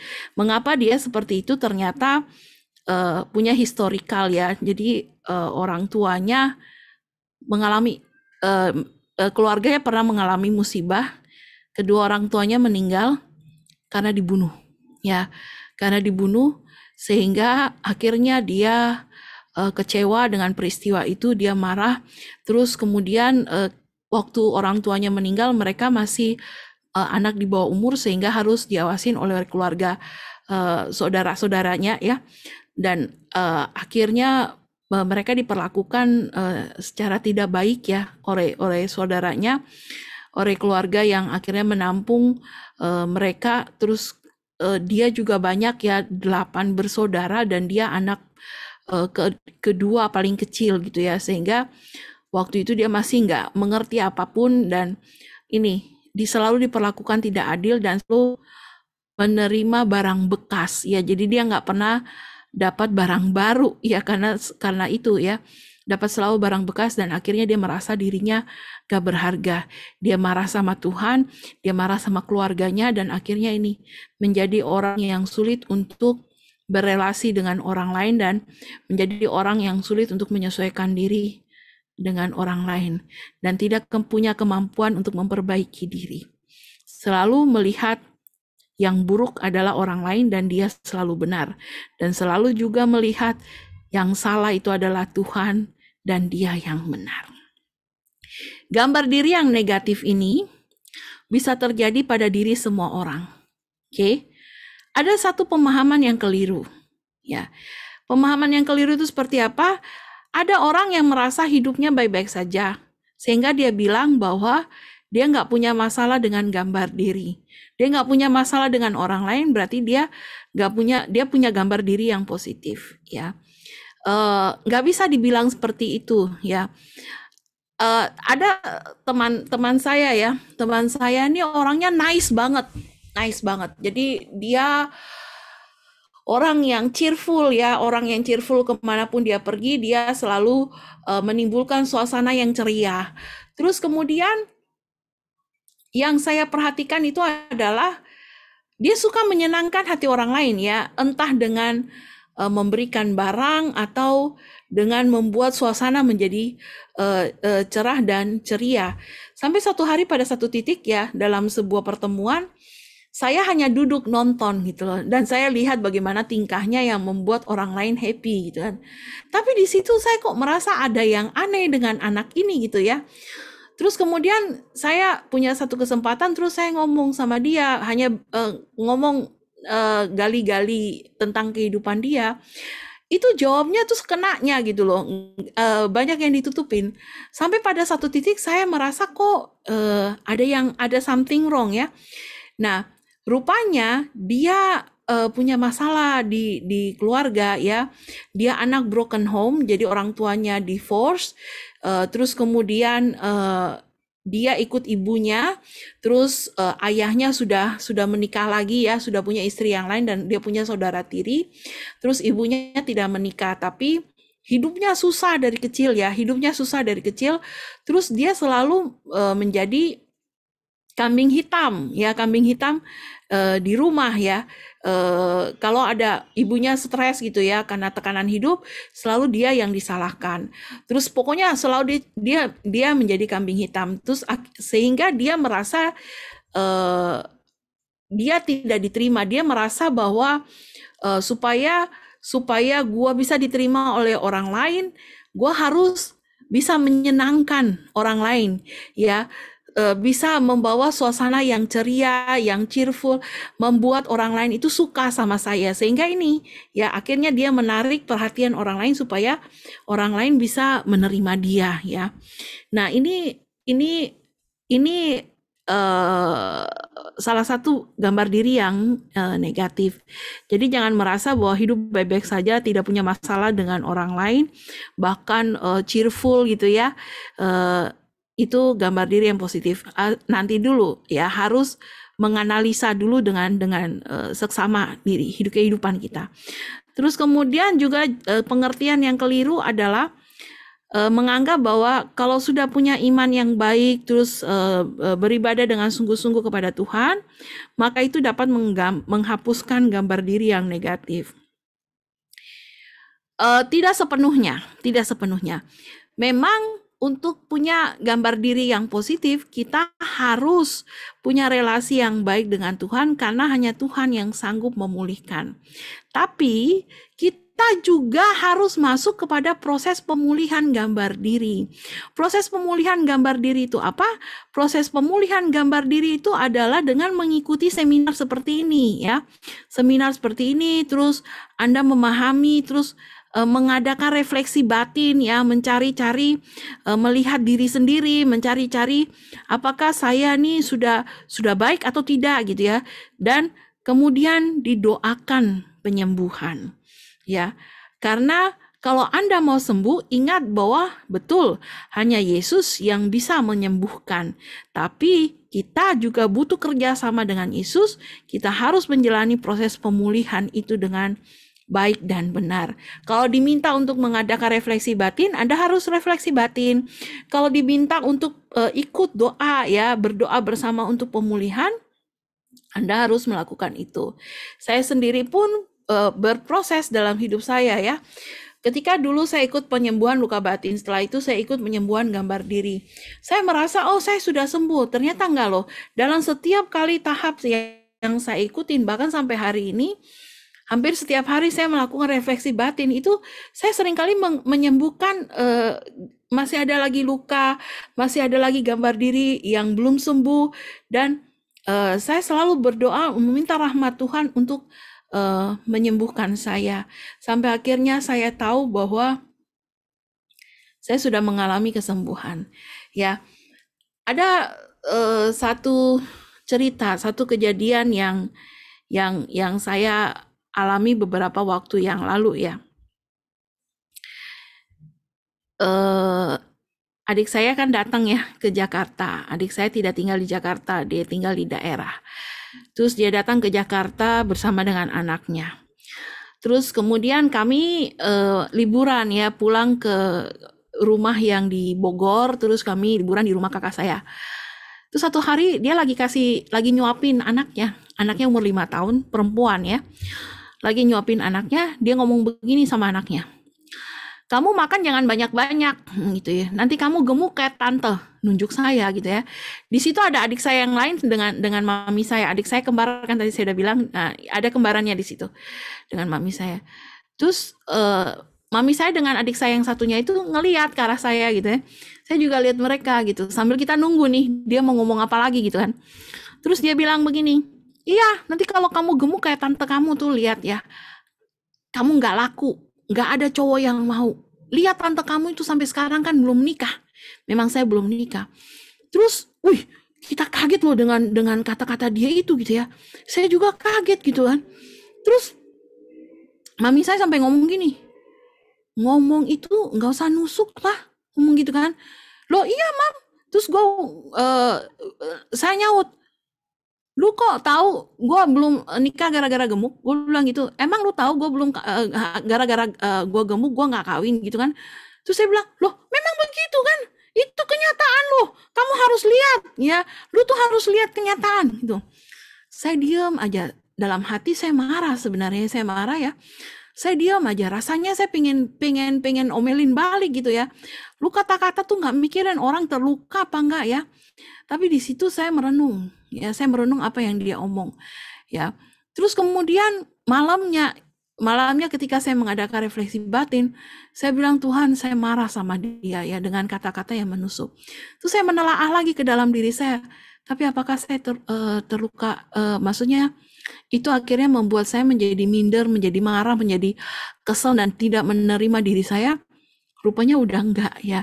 Nah, sehingga apa yang terjadi dari situ saya tahu bahwa saya sudah punya gambar diri yang baik ya terhadap diri saya, walaupun fisik saya tidak berubah seperti ini, tapi saya punya gambar diri yang positif. Beda dengan belasan tahun yang lalu ketika saya mengalami putus cinta ya, putus pacar waktu itu. Itu sampai masuk rumah sakit loh, sampai masuk rumah sakit opnam sampai 1 minggu ya. Dan saya merasa di end of the war saya pengen bunuh diri ya. Kenapa? Karena saya masih punya gambar diri yang buruk ya. Saya merasa saya tidak berharga, saya merasa saya tidak pantas dicintai. Saya merasa memang sudah selayak dan sepantasnya saya ditendang orang gitu ya. Nah, sehingga apa? Akhirnya saya merasa lebih baik saya mati aja daripada yang seperti ini. Nah, waktu itu saya menjadi sadar karena seorang teman yang datang ke rumah sakit, terus dia memberi nasihat buat saya. Dia bilang begini, Maria, apa sih yang salah dengan diri kamu? Gak ada yang salah, memang kamu montok aja, bilang gitu ya. Tapi apakah dengan kamu montok begini juga salah gitu ya? Sebenarnya gak ada yang salah, yang penting kamu sehat, dia bilang gitu. Kenapa terus kamu harus menyusahkan diri kamu dengan semua hal itu gitu ya? Terus saya bilang, ya lu gak jadi gua sih, jadi lu gak tahu gimana rasanya gitu. Tiba-tiba dia masuk kamar mandi, dia keluar dari kamar mandi, dia bawa kaki palsu. Saya kaget, lu ambil dari mana tuh barang? Dia tunjukin, dia bilang, Mar, selama ini lu berteman sama gua, lu gak tahu kan kalau gua pakai kaki palsu. Teman saya ini cowok. Kaki dia sebelah kiri, itu kaki palsu loh, sampai ke pangkal paha atas ya. Terus saya kaget kan, terus saya bilang, kamu baru tahu kan kalau saya pakai kaki palsu, selama ini lu kira saya pincang ya? Saya memang dia jalan pincang. Terus saya bilang gini, iya gue gak tahu. Terus akhirnya dia cerita kalau dia umur 7 tahun dia kena kanker, dan dia harus amputasi 1 kaki. Terus saya bilang, kalau gue punya gambar diri yang negatif, terus gue mengasihani diri sendiri, sampai hari ini gue gak jadi seseorang, Mar. Ya. Oke, dan gue akan marah terus sama Tuhan. Tapi gue belajar untuk menerima diri gue belajar untuk menerima hidup gue belajar untuk melihat potensi dalam diri gue dan gue kembangkan. Dan gue bersyukur Tuhan izinkan gue gak punya 1 kaki. Malam ini walaupun gue mau doa sampai nungging-nungging ya, puasa sampai nungging-nungging, gue gak mungkin minta Tuhan untuk menumbuhkan kaki gue yang hilang ya. Dan selamanya gue akan cacat. Tapi hari ini gue mau ngajarin lu untuk bersyukur, menerima diri lu apa adanya. Hari itu Bapak Ibu teman-teman, itu titik balik saya bilang sama Tuhan, oke, saya akan berusaha untuk sembuh. ya, karena saya mau menjadi orang yang berkualitas di hadapanmu. Dan saya lihat teman saya itu, ya, walaupun dia cacat, dia nggak punya satu kaki. Hari ini dia punya satu istri, ya, istrinya juga teman saya gitu ya, punya anak paling gede sekarang udah kuliah, ya, terus anak kedua masih SMA. Dia kerja, dia bisa bawa mobil loh, mobilnya dimodifikasi dengan dia bisa, karena yang hilang kan tadi kaki kiri ya, jadi kaki kanan dia bisa main rem gas, tapi memang yang otomatis ya. Terus kemudian juga dia bisa menjadi seorang eksekutif muda ya, punya jabatan yang cukup tinggi di sebuah perusahaan dan punya penghasilan yang baik ya. Nah, saya lihat bahwa ketika kita bisa memanfaatkan potensi dalam diri kita dan mengalami kesembuhan terhadap gambar diri yang negatif, kita akan lihat bahwa kita akan menjadi manusia yang sangat berarti, menghargai kehidupan, mensyukuri kehidupan, dan percaya kepada Tuhan, ya. Seperti yang terjadi dalam diri teman saya itu. Nah, untuk bisa diri teman saya dan diri saya menjadi seperti saat ini yang tadi saya bilang, saya sudah mengalami proses demi proses sampai dengan hari ini. Kalau saya tidak mengalami penyembuhan, hari ini saya tidak akan bisa memberikan kesaksian bagi Anda, dan hari ini juga saya tidak akan bisa membawakan materi ini bagi Anda ya, kalau saya tidak mengalami penyembuhan dalam diri saya. Sehingga untuk bisa mengalami kesembuhan, Anda harus berjalan bersama dengan Yesus di dalam kehidupanmu, karena hanya Yesus yang menyembuhkan dan juga menjalani proses pemulihan gambar diri melalui seminar ini. Nah, dan yang terakhir, saya harap Anda screen capture ini, dan saya minta Anda untuk mengadakan refleksi batin. Ya, tuliskan 5 hal yang menjadi kelebihan dalam dirimu dan 5 hal yang menjadi kekurangan. Dan bagaimana gambar dirimu, ya. Nah, dari situ kita akan bisa lihat, ya. Anda akan bisa menganalisa sendiri apakah Anda punya gambar diri yang baik atau gambar diri yang buruk. Nah, kalau Anda punya gambar diri yang buruk, dalam sesi-sesi selanjutnya nanti akan lebih jelas diberikan dampaknya ke dalam kehidupan kita dan bagaimana kita untuk mengalami pemulihan dan menggali potensi yang baik di dalam diri kita untuk bertumbuh dan berkembang. Baik, sampai di sini ada pertanyaan?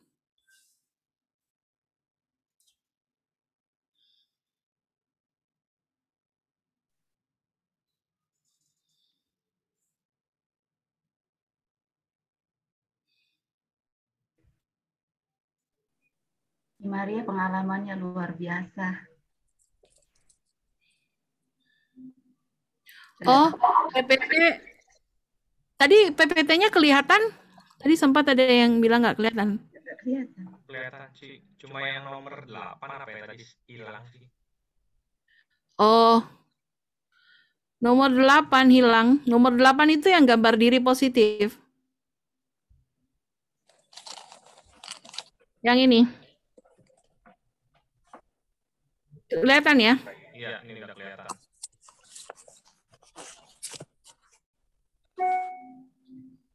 Oke, kalau ada pertanyaan? Ada yang mau ditanyakan?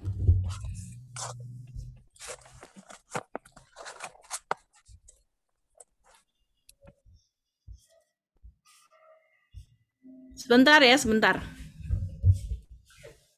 Mama belum selesai, Thomas mau keluar kah?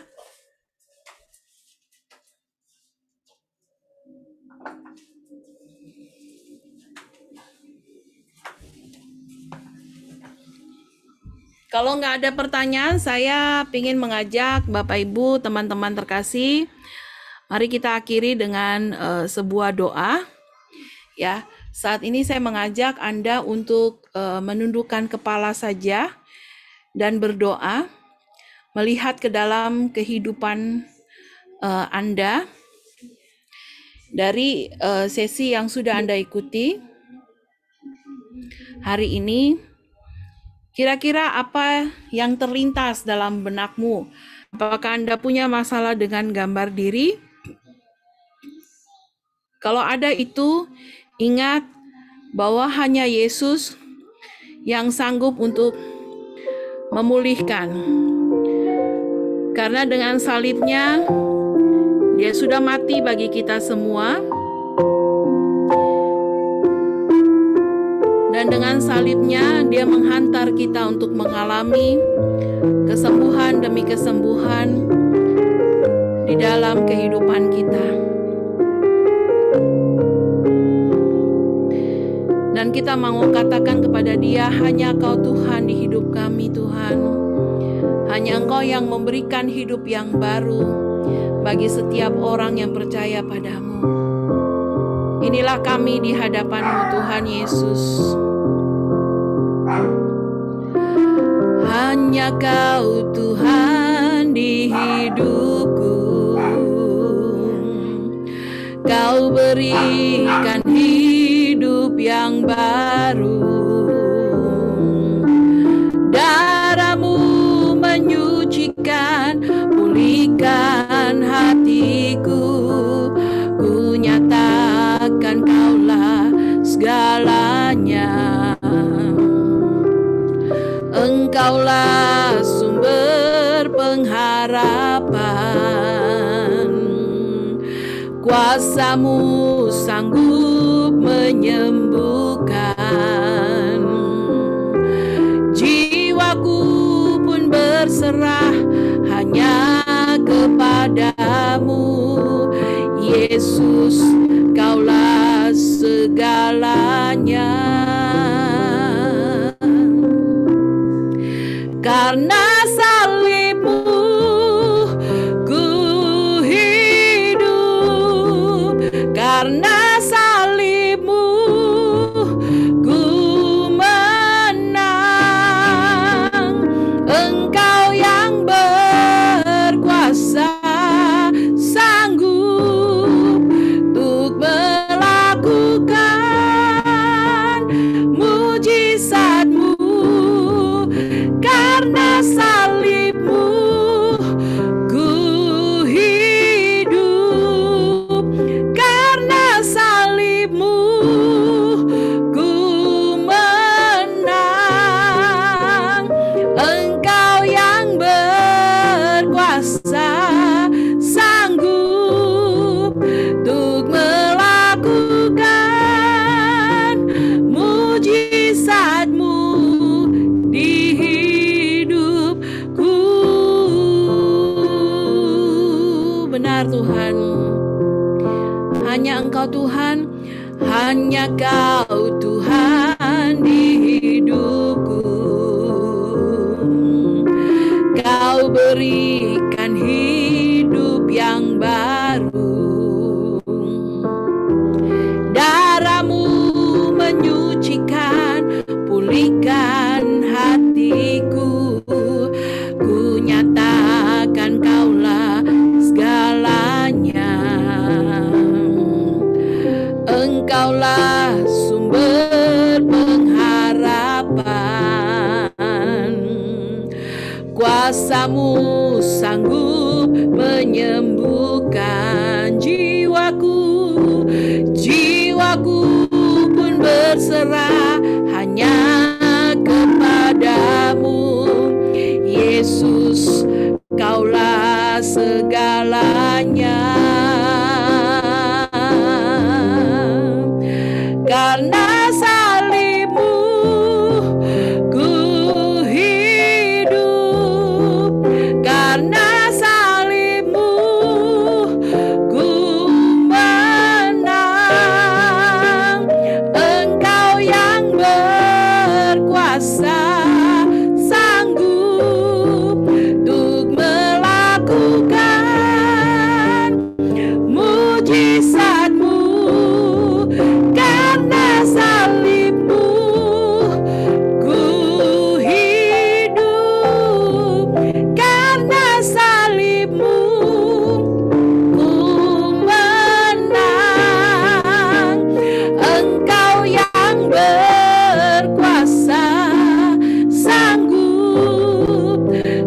melakukan mujizat-Mu di hidupku. Mari kita angkat hati kita dan kita katakan kepada Dia, Tuhan, karena salib-Mu ku hidup, karena salib-Mu ku menang. Engkau yang berkuasa, sanggup untuk melakukan mujizat-Mu. Karena salib-Mu ku hidup, karena salib-Mu ku menang. Engkau yang berkuasa, sanggup untuk melakukan mujizat-Mu di hidupku.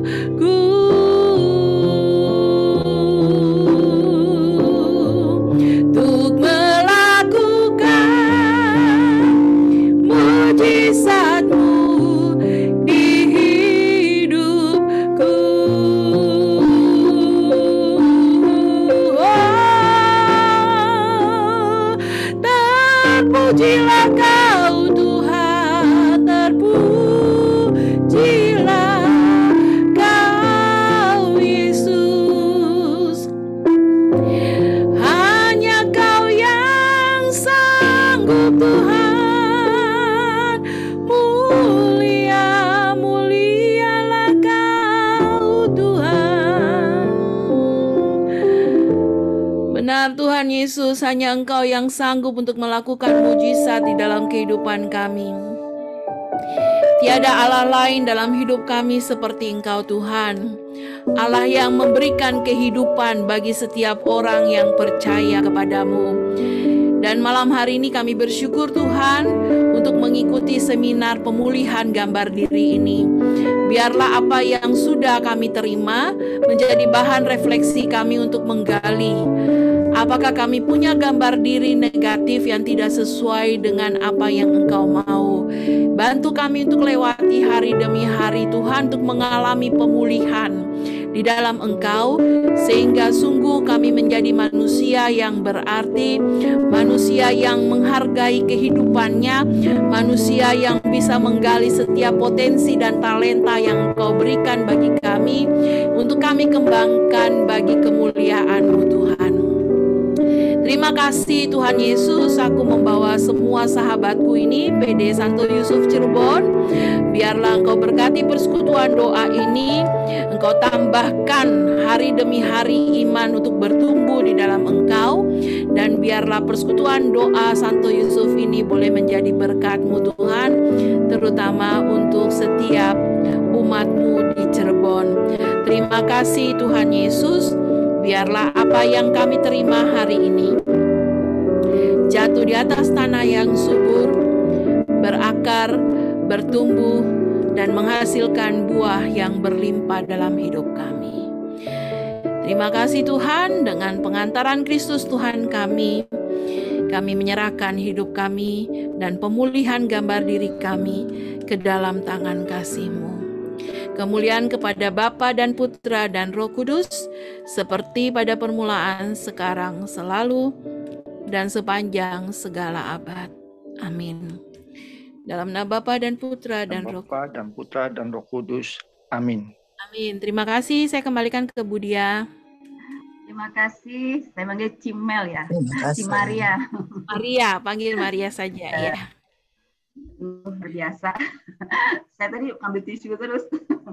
Selama Maria khotbah saya ngambil tisu, aduh, memang. Ya, terima kasih Maria untuk pewartaannya pada malam hari ini dengan kisah nyata yang mungkin juga kita alami. Pasti setiap orang memiliki kekurangan. Gambaran diri yang buruk pasti ada di sisi masing-masing. Terima kasih untuk pewartaannya. Kita dengarkan beberapa pengumuman.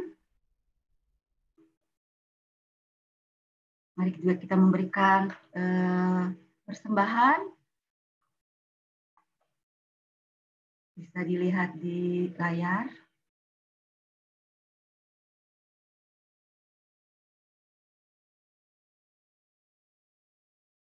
Untuk Selasa depan kita akan dilayani oleh Ibu Irene Sani dengan tema gambar fisik dengan WL Ibu Francisca. Kita datang lagi ya, agar kata Ibu Maria tadi lengkap. Seminarnya lengkap mengikuti semuanya.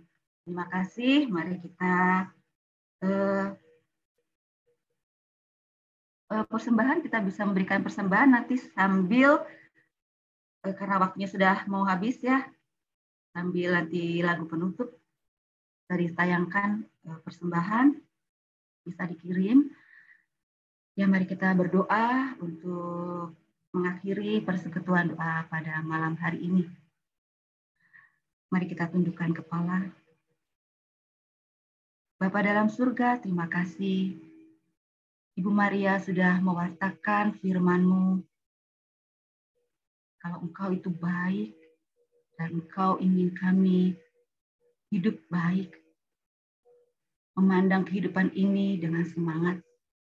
Terima kasih untuk pengalaman yang boleh dibagikan. Semoga Ibu Maria juga semakin menjadi berkat dan semakin dikuatkan bahwa ia sungguh berharga dan memiliki kelebihan, memiliki keunikan. Tuhan berkati pelayanannya, Tuhan sembuhkan setiap luka di hatinya yang mungkin belum disembuhkan. Biarlah Ibu Maria boleh menjadi alat-Mu, alat saksi kasih-Mu. Terima kasih untuk kami semua yang ada di sini, yang memiliki gambaran yang kurang baik tentang diri kami sendiri. Entah itu karena orang lain, atau karena memang diri kami sendiri. Bapa dalam surga, sembuhkanlah kami. Kami tahu kami tidak bisa melakukan semuanya ini seorang diri, hanya Engkau yang mampu menyembuhkan setiap luka di hati kami. Dan kami mau belajar memberikan pengorbanan diri kami dengan menerima semua yang Tuhan rancangkan dalam hidup kami. Mensyukuri Tuhan ciptakan kami seperti apa. Itulah bentuk pengorbanan diri kami. Kami mau menerima diri kami apa adanya, seperti yang Tuhan kehendaki. Kami mau belajar rendah hati dengan mungkin kekurangan yang ada dalam diri kami.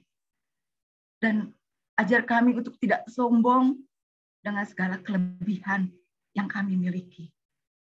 Biarlah Tuhan, hidup kami hanya kami gunakan untuk kemuliaan-Mu. Kalau besok kami akan memasuki masa puasa, masa Prapaskah, besok kami akan memulai dengan Rabu Abu.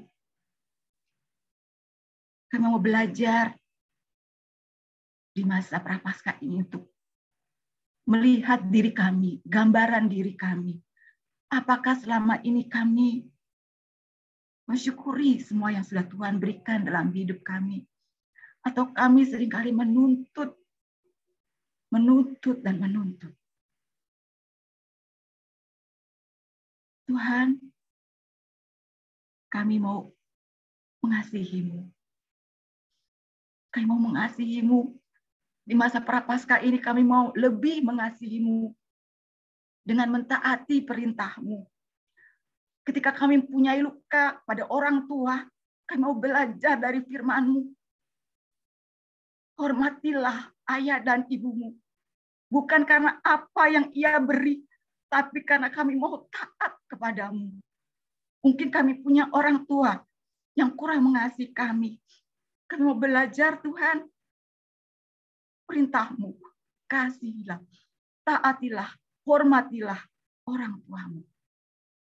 Mungkin orang lain juga ada yang menyakiti hati kami. Kami mau belajar Tuhan untuk mengasihi mereka. Biarlah di masa prapaskah ini, kami mau belajar untuk sungguh-sungguh mengasihi-Mu dengan jalan mentaati semua perintah. Mampukan kami Tuhan. Kami tidak bisa seorang diri untuk berbuat baik. Kami perlu Engkau. Biarlah hidup kami semakin berharga buat orang lain. Semakin berguna buat orang lain. Terima kasih Tuhan untuk malam hari ini. Malam yang baik sekali untuk memulai suatu permenungan. Terima kasih Tuhan. Persekutuan doa sudah selesai Tuhan. Terima kasih untuk yang hadir pada malam hari ini. Untuk Ibu Maria, terima kasih. Kau berkati kami semua. Agar kami memiliki gambaran yang baik tentang diri kami. Karena Engkau sendiri menciptakan kami baik adanya. Dengan maksud yang baik. Terima kasih Tuhan. Terima kasih. Kami mau akhiri persekutuan doa ini dengan doa. Bapa kami. Bapa kami yang ada di surga. Dimuliakanlah nama-Mu. Datanglah kerajaan-Mu. Jadilah kehendak-Mu. Di atas bumi seperti di dalam surga. Berilah kami rejeki pada hari ini. Dan ampunilah kesalahan kami. Seperti kami pun mengampuni yang bersalah kepada kami. Dan janganlah masukkan kami ke dalam pencobaan, tetapi bebaskanlah kami dari yang jahat. Amin. Dalam nama Bapa dan Putra dan Roh Kudus. Amin. Terima kasih untuk kehadirannya. Mari kita nyanyikan satu lagu penutup. Kita mau belajar. Ya. Kita mau mengasihi Tuhan.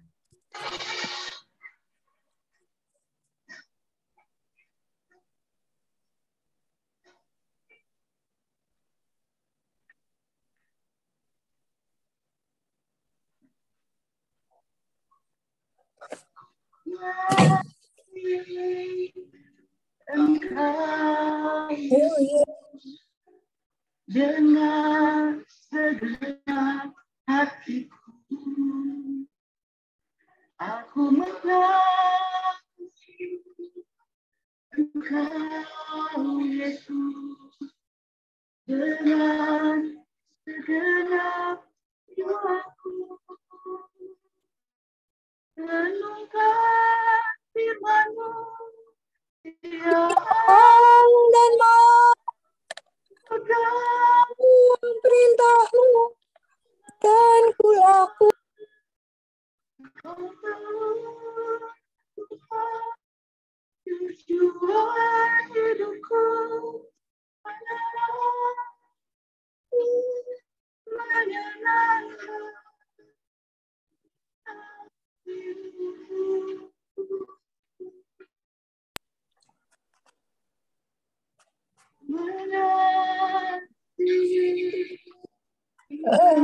Engkau Yesus,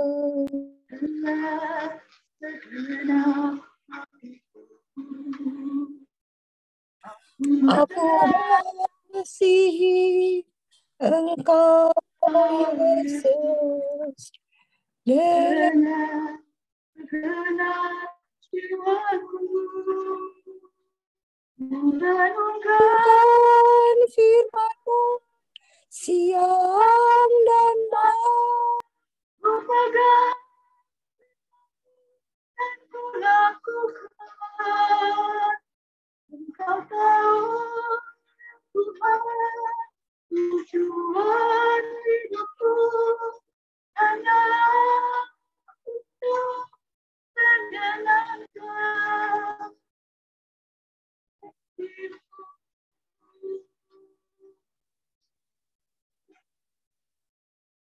Ya Tuhan, kami ingin menyenangkan hati-Mu. Mampukan kami Tuhan untuk berbuat baik. Kami tidak bisa melakukan kebaikan tanpa bantuan-Mu. Berjalanlah bersama kami Tuhan. Berjalanlah, tuntun kami Tuhan dengan firman-Mu.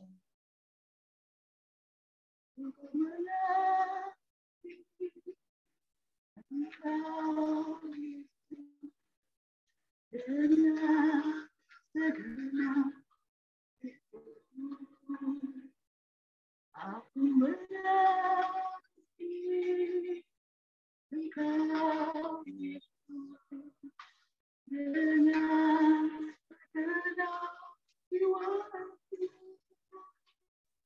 menunggang firman-Mu siang dan malam, ku pegang perintah-Mu dan ku lakukan.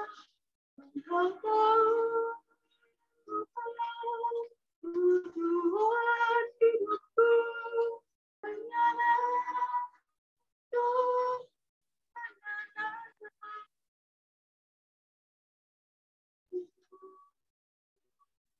Renungkan firman-Mu siang dan malam, ku pegang perintah-Mu dan ku lakukan. Engkau tahu Tuhan, tujuan hidupku hanyalah untuk menyenangkan hati-Mu.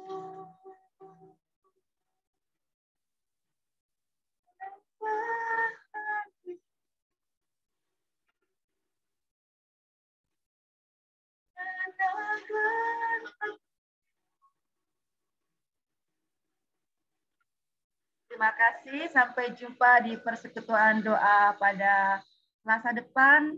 Hadir ya. Tuhan Yesus berkati. Terima kasih. Terima kasih semua. Ya, sampai ketemu lagi. Tuhan berkati. Amin. Terima kasih. Izin live ya. Ya. Ibu Sani, selamat melayani.